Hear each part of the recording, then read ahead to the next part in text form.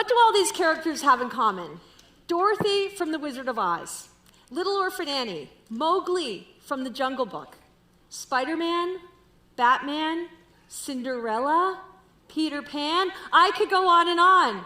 But yes, these are all orphan stories.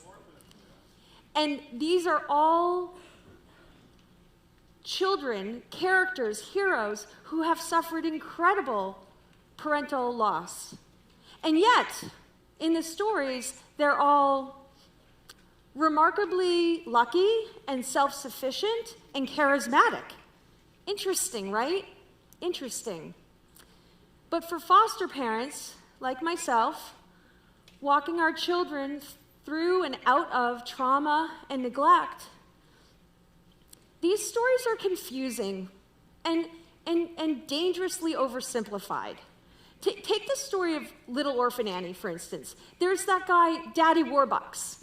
He's the millionaire who can give Annie a really big mansion and a tap-dancing nanny. But the real-life Annie would need so much more than this. The real-life Annie needs patience and dedication and time to heal, and also a compassion that will overwhelm the pain of loss.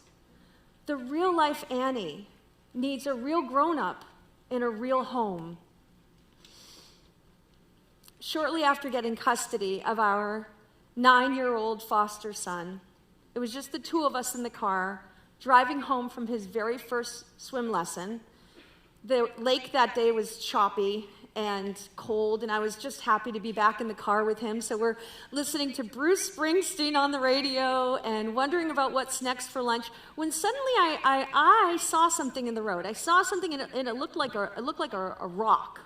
And yet it was waddling a little bit, and I realized it was a turtle. So I slammed on the brakes, jumped out of the car, ran up the middle of the road, and gently and carefully picked up the turtle and brought it to safety.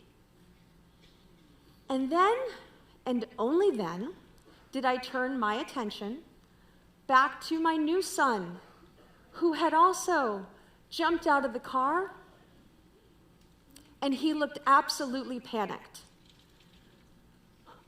"Where are you going? What are you doing?" he asked me. "Oh, it's okay, it's okay. I rescued a turtle. Everything's okay." "I didn't know where you were going," he said. "I didn't know where you were going. I thought you just left me here."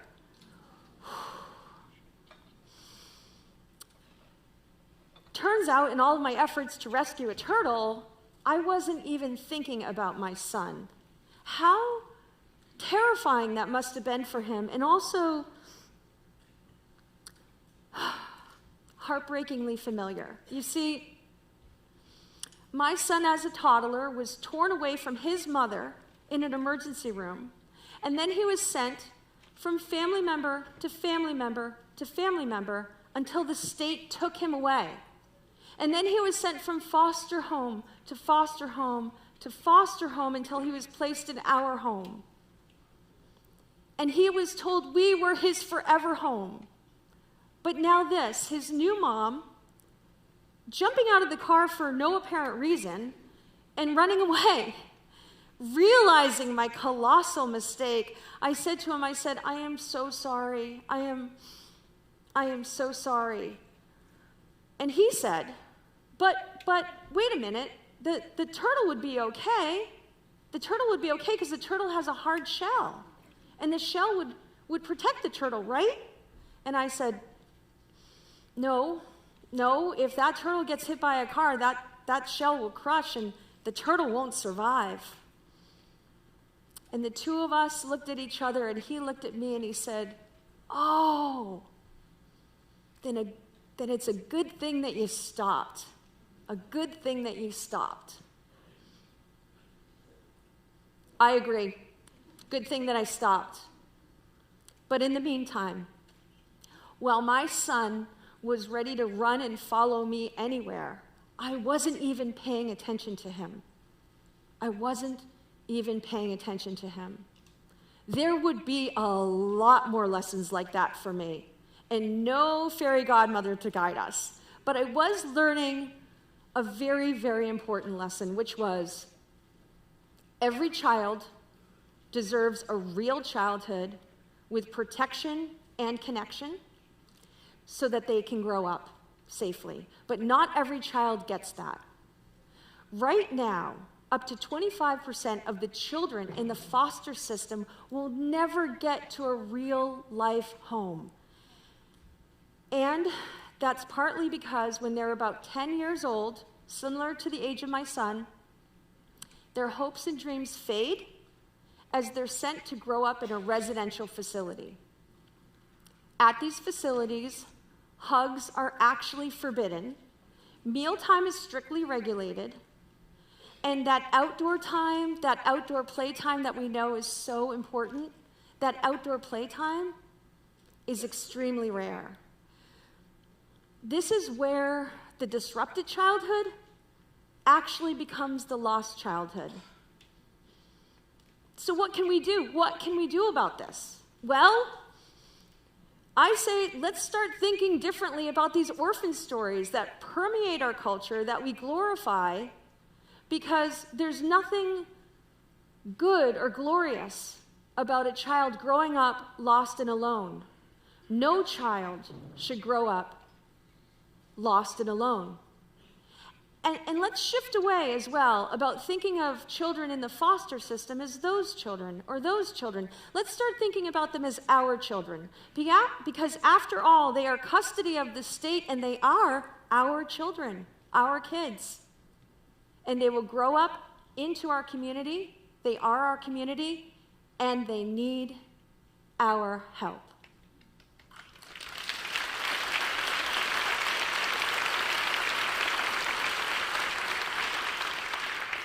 To be clear, there is a huge need for foster parents. And if you want to have one of the most rewarding adventures of your life, think about becoming a foster parent. There is training, there is support, and please take my advice when I say never ever stop asking for help for yourself and for your family and for your child. But there's also something that we can all do. And that is something that's for any of us who, it's just not a reality to become a foster parent. And that's okay, that's really okay. We all have something inside of us called the foster mindset. The foster mindset, because it's based on the idea of to foster. To foster means to nourish, to encourage, and to support. We can all do that. We can all do that. Think about ways that you can nourish and encourage and support the children in your community that need fostering. Exactly a year after that turtle incident, we officially adopted our son.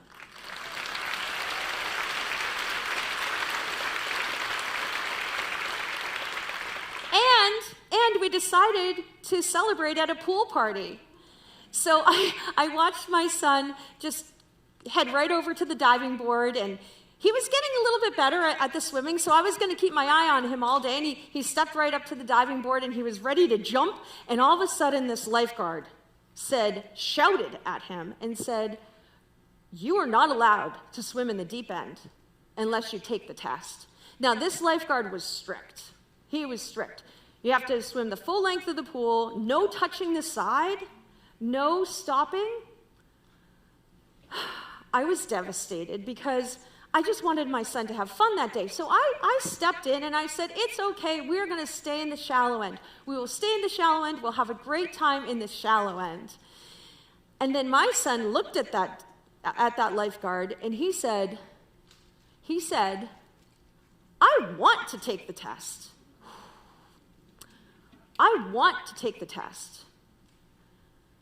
I was stunned and certain that he was not going to pass the test, but I was learning another important lesson that day, which was, in order to grow up, you need to feel that it's safe enough to try.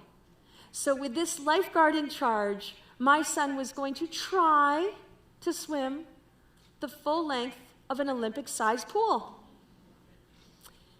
And when the starting whistle blew, I was ready this time. I was ready to console him, I was ready to hug him, and I was definitely ready to let him know that he could try again another time.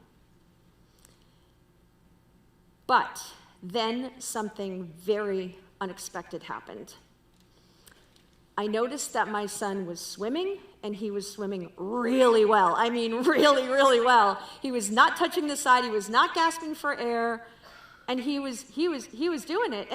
And the lifeguard confirmed, because just a moment later, the lifeguard said, "You're all set now. You can jump off the diving board. You can jump into the deep end."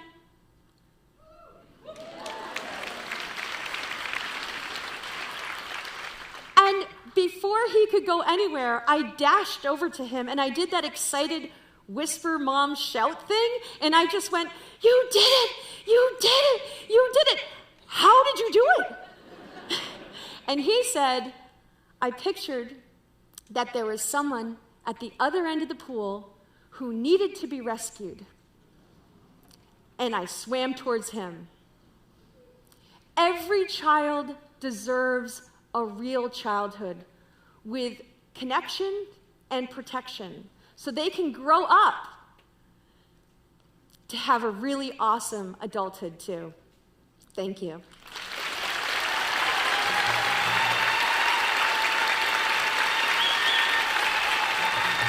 One more thing. Just one more thing.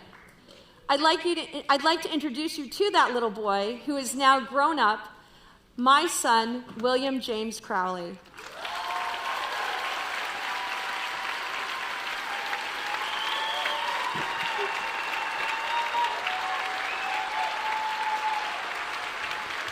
Give it away.